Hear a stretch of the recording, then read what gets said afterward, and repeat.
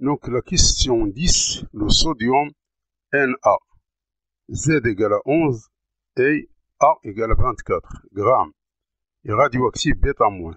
Β- de durée de demi-vie T1 est égal à 15 heures. La masse M0 nécessaire de Na pour que le débit d'émission initial soit équivalent à un courant électrique qui est égal à 0,1 mA est donné par l'expression.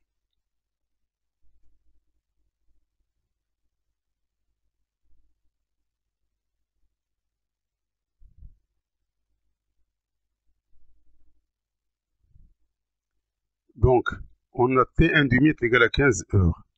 On a la radioactivité, c'est β-, c'est-à-dire β- c'est un électron. On a I égale à 10-4 ampères. On a E égale à 1,6, 10-19 coulombs. Et on a le nombre d'Avogadro, Na égale à 6,02, 10 à la puissance moins 23. Et on a la masse molaire de sodium, c'est 24 grammes par mol. Donc on sait que la quantité d'électricité, c'est Q est égal à 1, le nombre des électrons, qui est égal à NE, ça c'est NO, ça c'est le nombre des électrons, ça c'est la même écriture, et Q est égal à I fois T. C'est-à-dire que N elle est égale à IT sur E, donc tout ce calcul fait, ça nous donne cette expression ici. On a le nombre de moles, c'est la masse sur la masse molaire, qui est égal à N sur Na. Donc est égal à 10-4 T sur le nombre d'Avogadro, qui multiplie le nombre des électrons. Donc la masse M0, donc c'est le produit. C'est cette partie-là qui multiplie M, donc c'est donc à l'instant T est égal à T1 Donc on va trouver que M0 est égal à cette expression ici.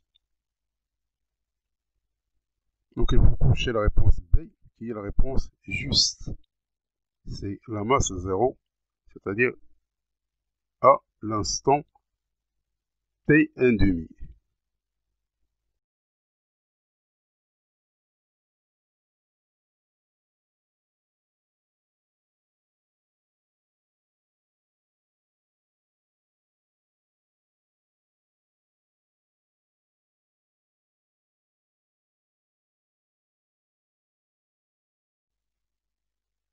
Donc l'exercice numéro 11, un condensateur de capacité C égale à 5 millifarad est chargé à l'aide d'un générateur débitant un courant d'intensité constante I0 est égal à 2 mA.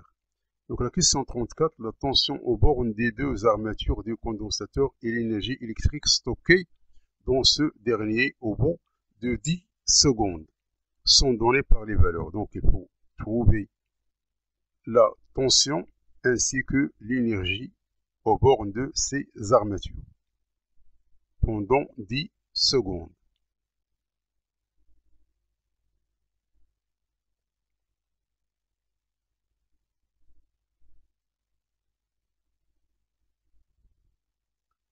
Donc on a C est égal à 5 millifarad, c'est-à-dire 5 10 moins 3 farad. On a I égale à 2 milliampères, c'est-à-dire 2 10 moins 3 ampères. On a T est égal à 10 secondes. Donc la charge stockée dans les armatures. Donc c'est Q est égal à I fois T. Donc c'est cette expression-là qui m'explique ça, est égal à 2 10 moins 2 coulombs. La tension aux bornes des armatures, c'est Q sur C. Donc elle est égale à 4 volts. L'énergie stockée, c'est tout simplement 1/2 de C U A B au carré. Donc ce calcul fait, ça nous donne 4 10 moins 2 joules. D'où il faut cocher la réponse B, qui est la réponse juste.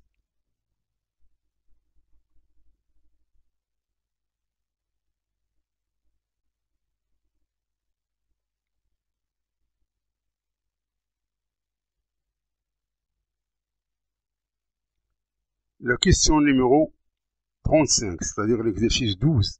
Dans une bobine d'inductance L est égale à 500 millihenry et de résistance interne R est égale à 6 ohms, un générateur délivre une tension constante U égale à 24 volts.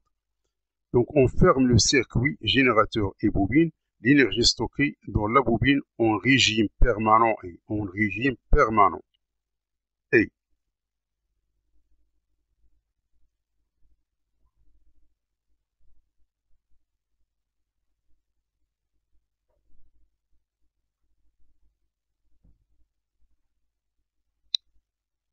Donc, on a l'inductance L, on a la résistance interne, on a la tension. Donc, le courant en régime permanent, CI est égal à U sur R, qui est égal à 24 sur 6 égale à 4 ampères.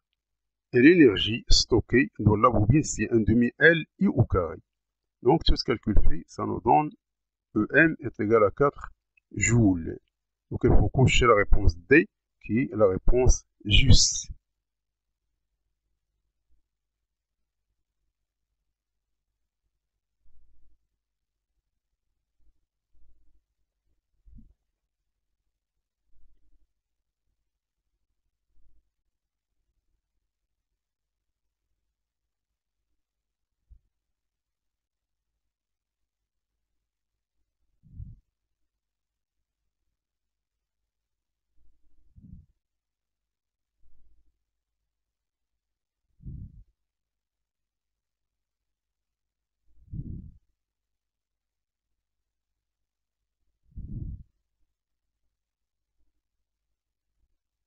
L'exercice 13, soit un volume V qui est égal à 100 ml d'une solution aqueuse d'acide éthanoïque, CH3COOH, de concentration molaire 10-2 mol par litre.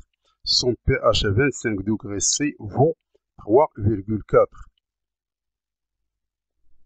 Donc, sachant que 10 à la puissance moins 3,4, elle est égale à 4, 10 moins 4.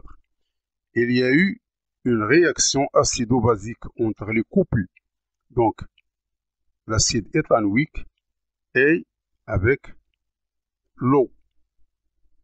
En considérant que la transformation de l'acide éthanoïque en ion n'a pas été totale, c'est-à-dire que CH3COH, c'est un acide faible et se dissout tout simplement partiellement.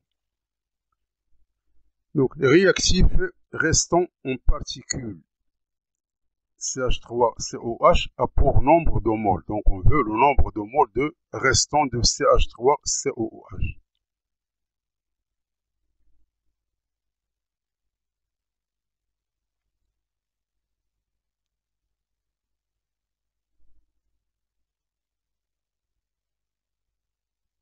Donc, on a le volume, on a la concentration initiale.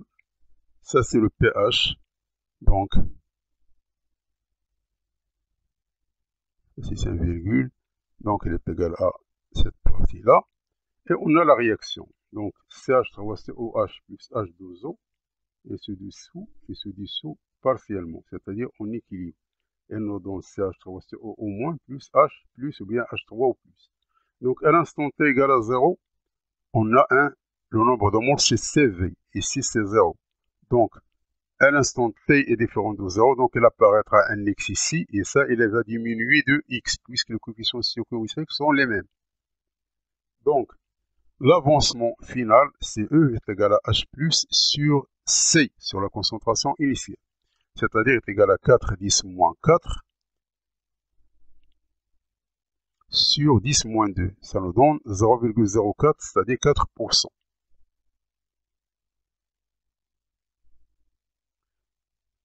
Donc, le nombre de moles restants, c'est-à-dire cette partie-là. Donc, c'est CV moins X. Donc, C fois V moins X. X, c'est quoi? C'est la concentration des ions H plus fois V. Donc, on a V ici, V ici, donc on va la mettre en facteur. Donc, ça, on la connaît. Et ça, on la connaît. Et le volume, on la connaît. Donc, tout ce calcul fait nous donne 9,610 moins 4 moles. Donc, il faut cocher la réponse A, qui est la réponse juste.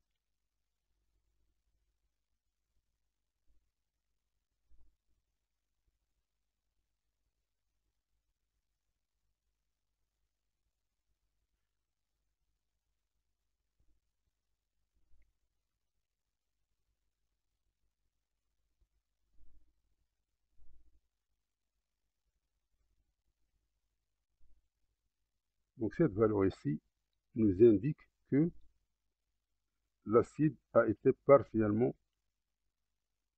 dissocié, car ce terme-là, il est inférieur à 1.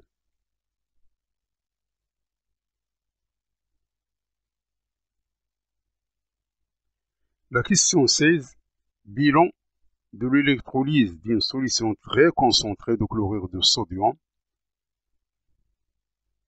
Donc les données sont couple mises en jeu, donc Cl2 sur Cl-, H2O sur H2, volume molaire c'est 30 litres par mol, et Faraday, un Faraday est égal à 86 500 coulombs par mol. Cette cellule d'électrolyse industrielle qui permet de préparer des gaz fonctionne sous une tension U égale à 3,8 volts avec une intensité I égale à 4,5 10 à la puissance 4 ampères. Et donc le volume de dichlore, c'est-à-dire Cl2, et de dihydrogène, c'est-à-dire H2, produits en un jour sont identiques et leur valeur commune est plus proche d'eux. Donc quel est le volume de Cl2 qui est égal au volume de H2?